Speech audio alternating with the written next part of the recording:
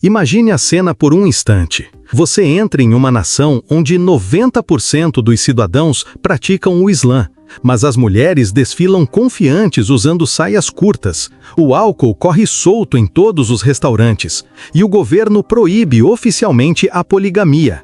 Bem-vindos ao país muçulmano mais surpreendente do planeta, onde tudo o que você pensava que sabia sobre nações islâmicas é completamente virado de cabeça para baixo. Isto não é alguma fantasia ou realidade alternativa. Isto é o Uzbequistão, um lugar real que existe agora na Ásia Central, desafiando todos os estereótipos e suposições sobre sociedades muçulmanas. O que estou prestes a revelar desafiará sua compreensão de religião, cultura e a própria civilização moderna. Os segredos escondidos dentro desta nação são tão extraordinários que as principais potências mundiais tentaram mantê-los enterrados por décadas.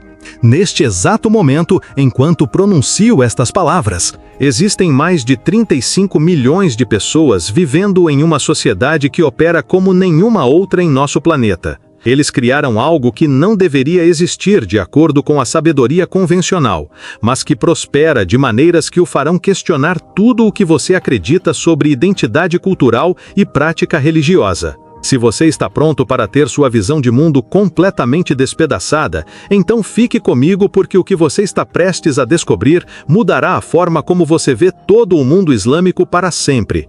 Mas primeiro, preciso que você clique naquele botão de gostei agora mesmo. Estas investigações exigem meses de pesquisa e incontratáveis horas de verificação de fatos para trazer a você estas verdades ocultas. Seu apoio através de gosteis e assinaturas me ajudam a continuar descobrindo histórias que a mídia tradicional se recusa a contar. Deixe um comentário abaixo e me diga o que mais o surpreende sobre o que estou revelando hoje. A primeira verdade chocante sobre o Uzbequistão começa com algo que aconteceu 70 anos atrás, que reescreveu completamente o tecido social desta terra antiga. Durante o regime soviético, as autoridades comunistas suprimiram sistematicamente as práticas religiosas, ao mesmo tempo em que incentivavam as mulheres a entrar no mercado de trabalho e buscar o ensino superior.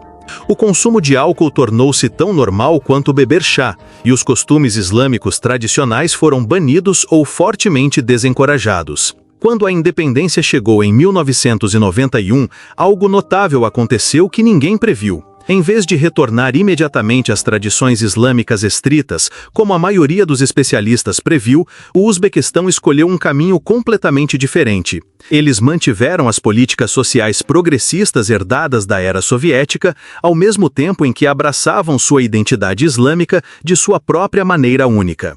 O resultado é absolutamente alucinante. As mulheres no Uzbequistão representam quase 18% do parlamento, uma das maiores taxas em todo o mundo muçulmano. Elas trabalham como médicas, engenheiras, empresárias e professoras. Elas dirigem carros sozinhas, viajam independentemente e tomam suas próprias decisões de vida sem precisar de permissão masculina.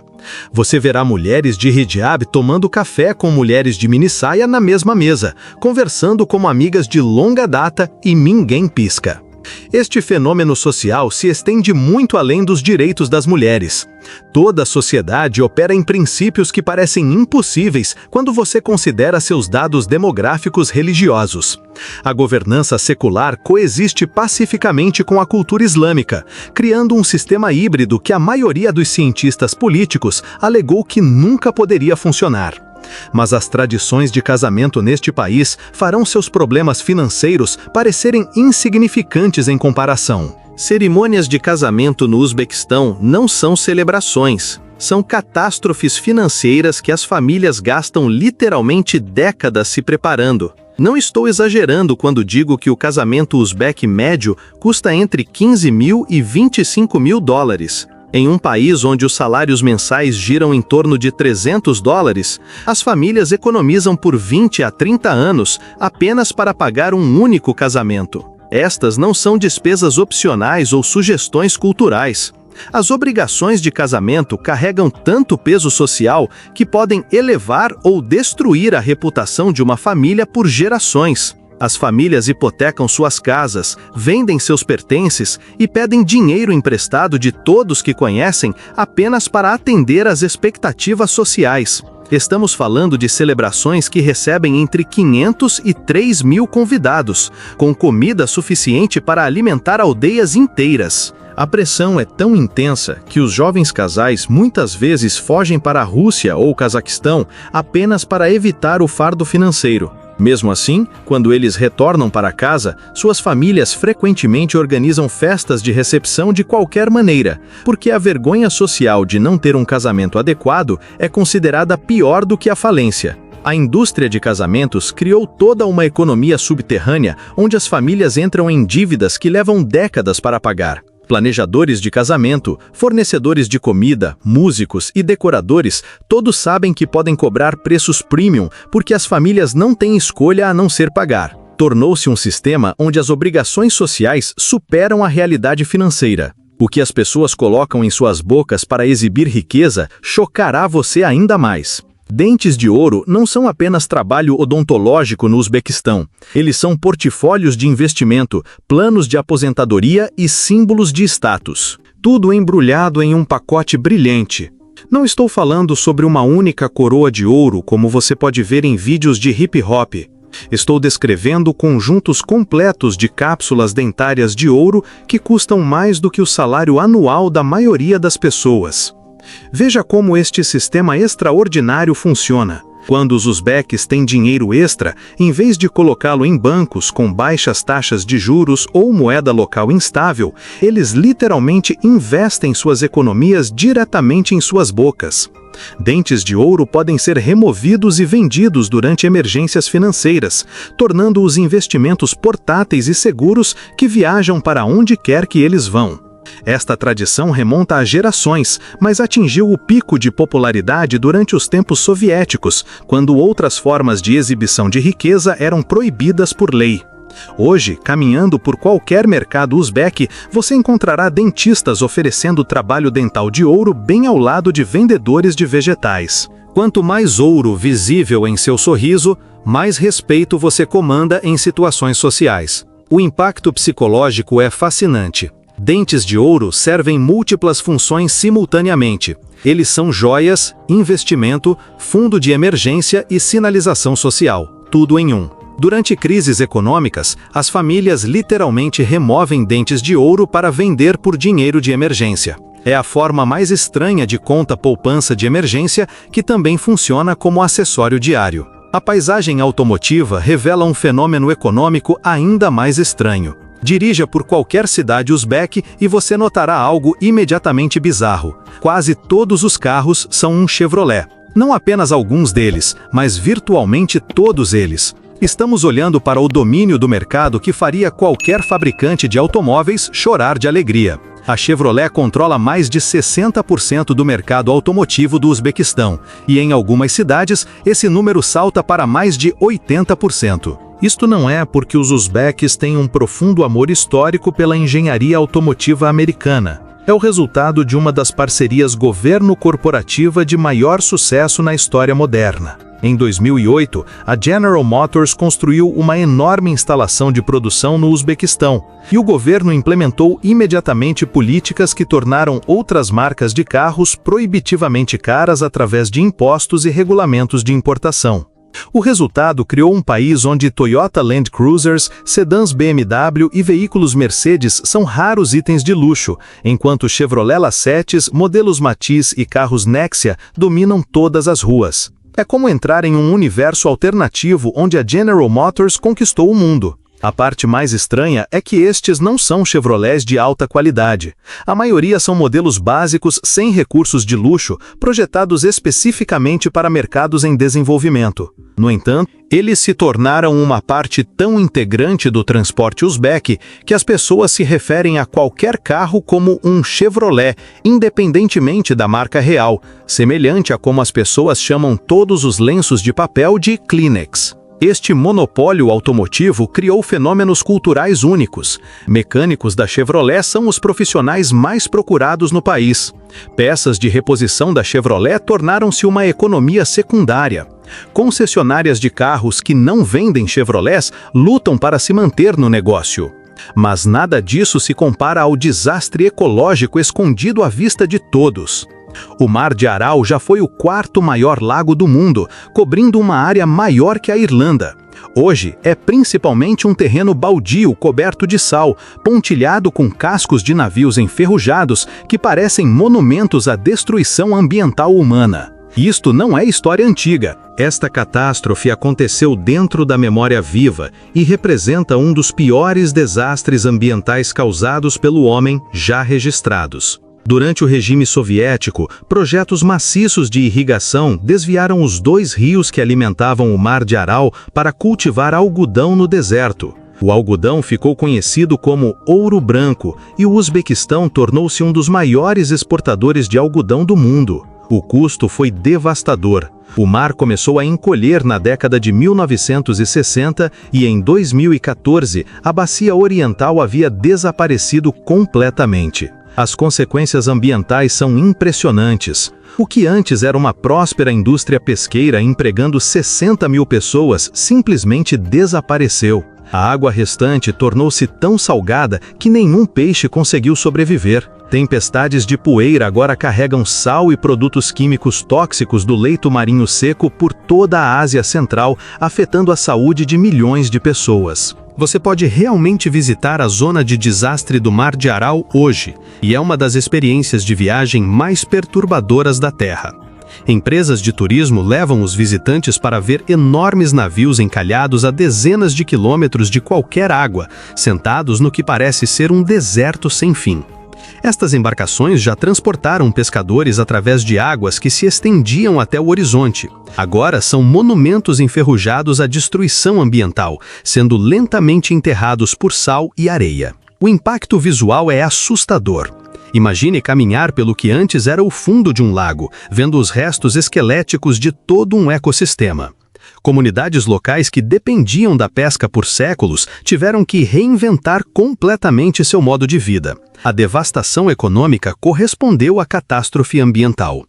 O desastre ecológico mal arranha a superfície dos segredos históricos obscuros do Uzbequistão. Por décadas, os campos de algodão do Uzbequistão esconderam um dos abusos de direitos humanos mais sistemáticos do mundo moderno. Todos os outonos, milhões de pessoas, incluindo crianças, professores, médicos e funcionários do governo, foram forçadas a abandonar seus empregos regulares e colher algodão sob ameaça de perder o emprego ou enfrentar acusações criminais. Isto não era trabalho sazonal voluntário, mas trabalho forçado, organizado pelo Estado em uma escala maciça. Escolas inteiras fecharam, hospitais operavam com equipes mínimas e universidades esvaziaram, enquanto todos, de estudantes a professores, eram enviados para campos de algodão. O governo chamou-o de temporada de colheita de algodão, mas organizações internacionais chamaram-no exatamente do que era: escravidão moderna. Crianças de até 10 anos passavam semanas em campos, dormindo em quartéis básicos, trabalhando longas horas sob o sol escaldante e perdendo tempo escolar crucial. Professores que se recusaram a trazer seus alunos enfrentaram demissão. Médicos que não queriam deixar seus pacientes enfrentaram processo criminal. A pressão econômica era enorme. As exportações de algodão geraram bilhões de dólares para o governo, tornando-o a cultura comercial mais importante do país. O custo humano foi devastador. Marcas internacionais como H&M, IKEA e dezenas de outras grandes empresas acabaram boicotando completamente o algodão uzbek. Grandes fabricantes de roupas se retiraram do país completamente. Organizações internacionais de monitoramento documentaram abusos sistemáticos ano após ano.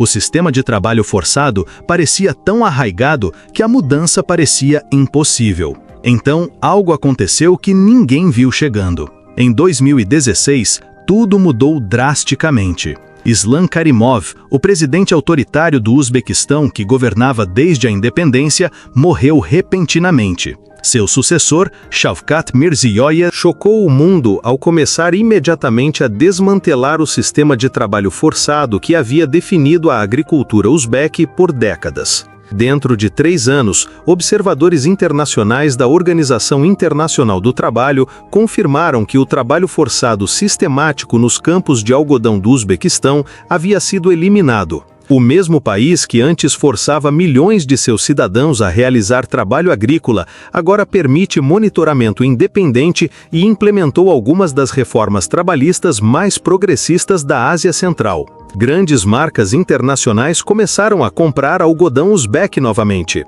As escolas permanecem abertas durante a temporada de colheita. As crianças frequentam as aulas em vez de colher algodão. Representa uma das melhorias de direitos humanos mais dramáticas da história recente, acontecendo mais rápido do que qualquer um acreditava ser possível. A transformação demonstra como sistemas arraigados podem mudar rapidamente quando existe vontade política. Pressão internacional, incentivos econômicos e nova liderança combinados para criar reformas que pareciam impossíveis apenas anos antes. Esta notável reviravolta nas práticas trabalhistas é ofuscada por tradições culturais que parecem impossíveis de acreditar. Se você está achando estas revelações tão fascinantes quanto eu, por favor mostre seu apoio clicando no botão Valeu demais. Sua ajuda financeira me permite viajar para estes cantos esquecidos do mundo e trazer a você histórias que desafiam a sabedoria convencional. Cada contribuição ajuda este canal a cavar mais fundo no desconhecido e compartilhar revelações que mudam a forma como vemos o mundo.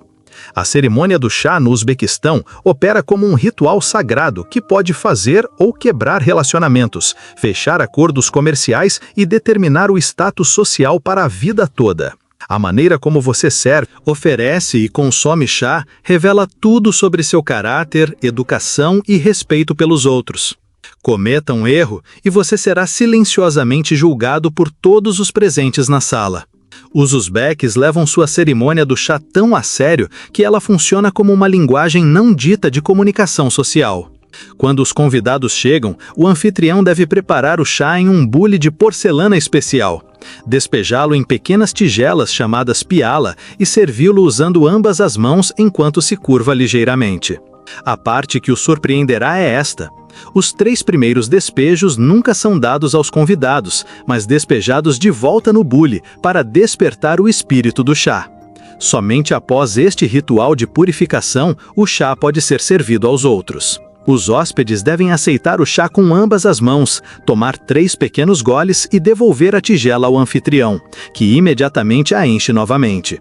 Este processo continua durante toda a visita, às vezes durando horas. Recusar o chá é considerado profundamente insultuoso, equivalente a rejeitar a amizade de alguém. Reuniões de negócios, negociações de casamento e discussões familiares importantes não podem começar até que a cerimônia do chá seja devidamente concluída. A parte intrincada é que a quantidade de chá em sua tigela envia mensagens sociais específicas. Uma tigela meio cheia significa que o anfitrião quer que você fique mais tempo e aproveite sua companhia. Imagine um lugar onde a hospitalidade é tão fundamental quanto o arroz no prato, onde o metrô te transporta por galerias de arte subterrâneas e onde a história sussurra em cada esquina.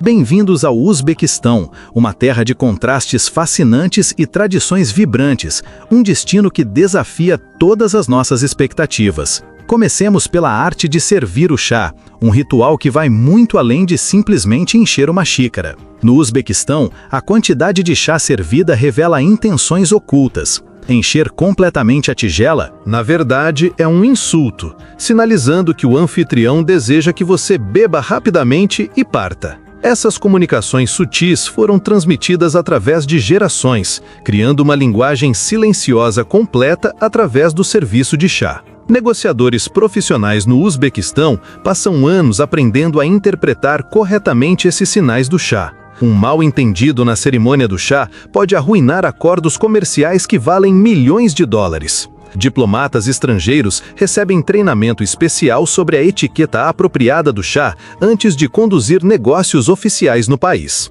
As tradições do chá se tornam pálidas em comparação com a galeria de arte subterrânea pela qual milhões caminham diariamente sem perceber. O sistema de metrô de Tashkent não é apenas transporte público, mas um dos museus de arte mais espetaculares do mundo, escondido sobre as ruas da capital. Cada estação é projetada como um palácio, apresentando paredes de mármore, lustres de cristal, mosaicos intrincados e detalhes arquitetônicos deslumbrantes que fariam as catedrais europeias sentirem inveja. A construção começou em 1977, durante o regime soviético, e cada estação conta uma história diferente sobre a história e cultura uzbeques.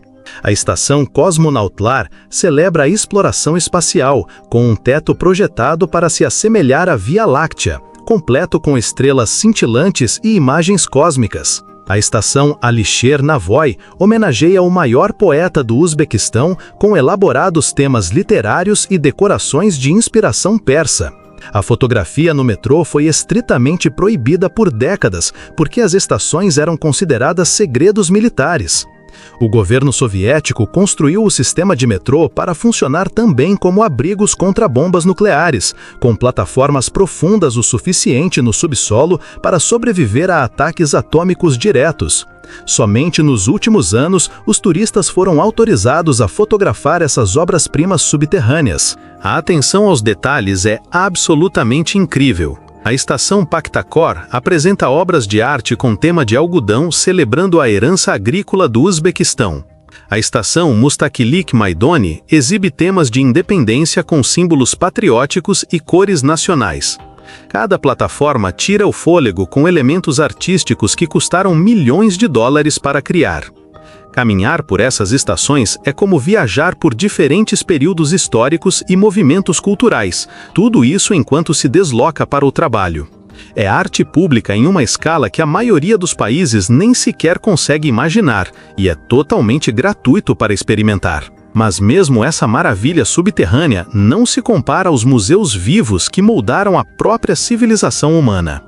Samarcanda e Bukhara representam mais do que meras cidades. São museus vivos da civilização humana, testemunhas da ascensão e queda de impérios por mais de 2 milênios. Esses sítios do Patrimônio Mundial da Unesco contêm tesouros arquitetônicos e culturais que antecedem muitas capitais europeias em séculos.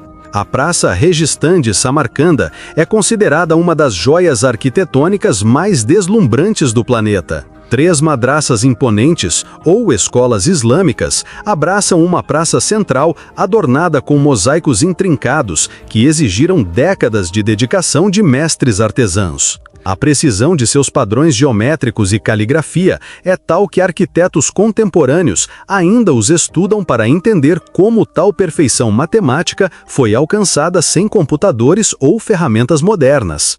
O que verdadeiramente distingue essas cidades é a sua importância como centros econômicos e intelectuais do mundo antigo. A Rota da Seda, a rede de rotas comerciais que ligava o Oriente e o Ocidente, passava diretamente por essas cidades. Mercadores carregados com seda da China, especiarias da Índia e ouro da Europa convergiam aqui para descansar, comercializar e trocar ideias. Bukhara abrigava mais de 100 madraças e dezenas de mesquitas durante sua era de ouro. Era conhecida como a Cidade dos Estudiosos, onde matemáticos, astrônomos, filósofos e poetas se reuniam para compartilhar conhecimento. O célebre poeta persa Rumi estudou aqui. O matemático Al-Khwarizmi, criador da álgebra, trabalhou aqui. Estes não eram meros postos de troca, mas universidades da civilização global. Hoje, você pode caminhar pelas mesmas ruas que Marco Polo viajou,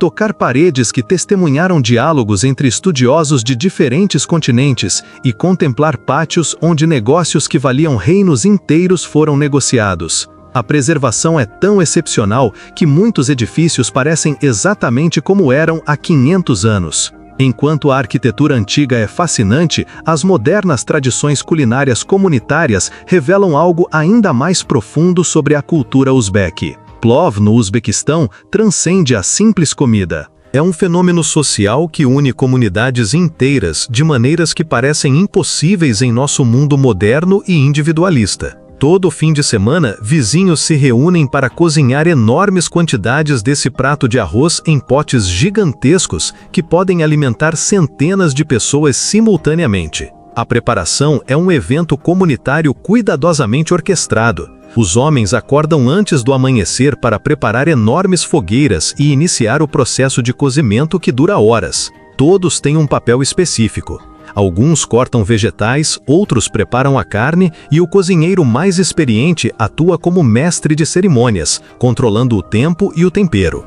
As crianças correm e brincam enquanto os adultos compartilham histórias e fortalecem laços sociais. O que torna a preparação do plov verdadeiramente especial é que os pratos são tão grandes que exigem várias pessoas para mexê-los. Estamos falando de potes contendo arroz suficiente para alimentar casamentos inteiros ou celebrações de bairro. Cozinhar se torna um ritual social, onde os relacionamentos são reforçados, notícias da comunidade são compartilhadas e as tradições culturais são transmitidas às gerações mais jovens. A generosidade é esmagadora. Quando o plov está pronto, todos no bairro são convidados a comer, independentemente de sua contribuição para o processo de cozimento.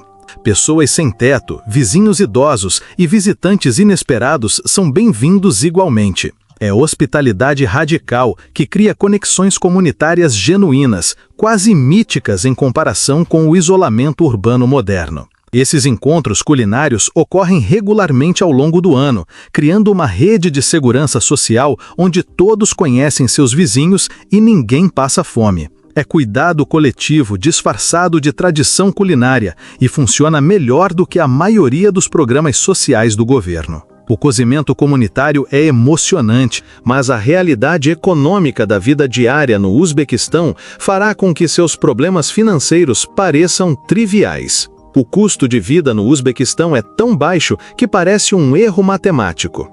Uma refeição completa em um restaurante decente custa menos de 2 euros. O aluguel mensal de um bom apartamento na capital varia entre 100 e 300 euros. O transporte público é praticamente gratuito, com viagens de metrô custando centavos e ônibus cobrando ainda menos. Para ilustrar como absurdamente acessível tudo é, um corte de cabelo custa cerca de 3 euros. Uma corrida de táxi por toda a cidade custa menos de 5 euros. Pão fresco de padarias locais custa cerca de 20 centavos por pão. Ingressos de cinema custam menos de 2 euros. Uma mensalidade de academia custa cerca de 15 euros. Estes não são preços turísticos ou ofertas especiais. São custos normais e diários para todos. A diferença de poder de compra é surpreendente. Alguém ganhando 500 euros mensalmente no Uzbequistão vive mais confortavelmente do que alguém ganhando 3.000 euros na maioria das cidades ocidentais. Habitação, alimentação, transporte e entretenimento são acessíveis com rendas modestas, criando uma qualidade de vida que parece impossível dados os números salariais. O truque que cria dinâmicas econômicas fascinantes é este. Enquanto bens e serviços locais são incrivelmente baratos, itens importados carregam preços internacionais normais. Um iPhone custa o mesmo em Tashkent que em Nova York, tornando-se um item de luxo que exige meses de economias.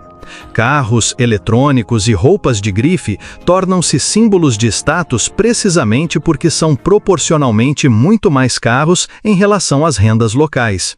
Isso cria uma economia de 2 níveis, onde as necessidades básicas são acessíveis a todos, mas bens de luxo globais permanecem exclusivos para os ricos. É estratificação econômica baseada no poder de compra internacional versus nacional, criando dinâmicas sociais únicas em torno do consumo e status. Os paradoxos econômicos são fascinantes, mas são ofuscados por contradições históricas que transformam nossa compreensão da civilização islâmica. A localização do Uzbequistão na encruzilhada de civilizações criou uma fusão cultural que desafia todos os estereótipos sobre pureza religiosa e cultural.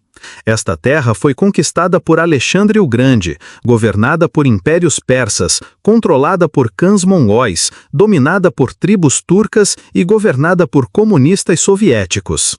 Cada grupo deixou DNA cultural que ainda influencia a vida diária. O resultado é um país onde chamados islâmicos para a oração ecoam por cidades cheias de prédios de apartamentos da era soviética, onde a antiga poesia persa é recitada em língua uzbeque com influências russas, onde padrões geométricos islâmicos tradicionais adornam edifícios construídos com princípios arquitetônicos comunistas, onde restaurantes halal servem pratos originários das culinárias chinesa, persa e russa.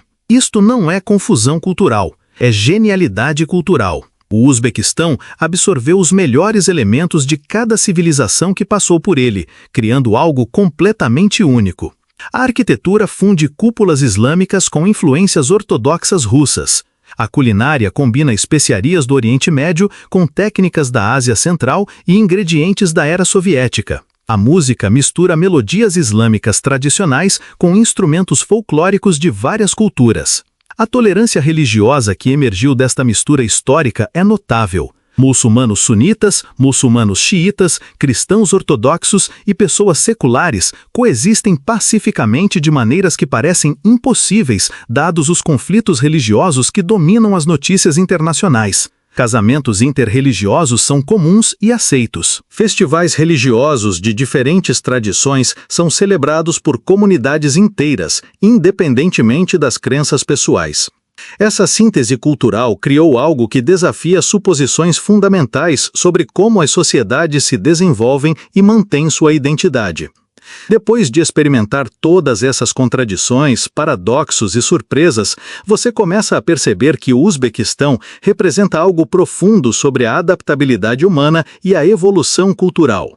Este país demonstra que as sociedades não precisam escolher entre tradição e modernidade, entre identidade religiosa e governança secular, entre valores comunitários e liberdade individual. O Uzbequistão nos mostra que a cultura é fluida, que a identidade pode ser complexa e que o progresso não exige abandonar a herança. Em um mundo cada vez mais dividido pelo pensamento binário sobre religião, política e valores sociais, esta nação da Ásia Central prova que múltiplas verdades podem coexistir com sucesso. A lição se estende muito além da geografia. Se um país sem litoral na Ásia Central pode combinar tradições islâmicas com influências soviéticas, costumes antigos com práticas modernas e obrigações comunitárias com liberdade pessoal, então talvez nossos próprios conflitos culturais não sejam tão intransponíveis quanto parecem. O Uzbequistão nos força a questionar nossas suposições sobre como são os países muçulmanos, como as sociedades tradicionais funcionam e se a autenticidade cultural exige pureza ou pode abraçar a complexidade. As respostas desafiam tudo o que pensamos que sabemos sobre a própria civilização. Que outras verdades ocultas estão esperando para serem descobertas em lugares que o mundo esqueceu ou incompreendeu? Quantos outros países estão silenciosamente redefinindo o que é possível quando as culturas se encontram, entram em conflito e finalmente criam algo completamente novo? Se esta jornada pelas realidades ocultas do Uzbequistão abriu sua mente para novas possibilidades, considere apoiar este canal com o Valeu Demais. Sua ajuda financeira me permite viajar para esses cantos esquecidos do mundo e trazer histórias que desafiam a sabedoria convencional. Cada contribuição ajuda este canal a cavar ainda mais fundo no desconhecido e compartilhar revelações que mudam a forma como vemos o mundo. A verdade é sempre mais estranha que a ficção, e o Uzbequistão prova que a realidade é muito mais interessante do que qualquer coisa que pudéssemos imaginar. O mundo está cheio de lugares que desafiam a explicação, países que quebram todas as regras que pensávamos que entendíamos e culturas que provam que a criatividade humana não conhece limites. Essas descobertas nos lembram que nosso planeta ainda guarda inúmeros segredos esperando para serem descobertos. Cada nação tem histórias que desafiam o que pensamos que sabemos sobre a civilização humana. O Uzbequistão é apenas um exemplo de quanta mistério e maravilha ainda existem em nosso mundo moderno. Então, o que mais te surpreende no Uzbequistão agora? Ele ainda corresponde ao país muçulmano estereotipado que você esperava? Compartilhe seus pensamentos nos comentários abaixo e não se esqueça de clicar no botão de curtir e se inscrever para mais histórias ocultas de todo o mundo. Até a próxima! Continue questionando tudo o que você pensa que sabe sobre nosso planeta fascinante.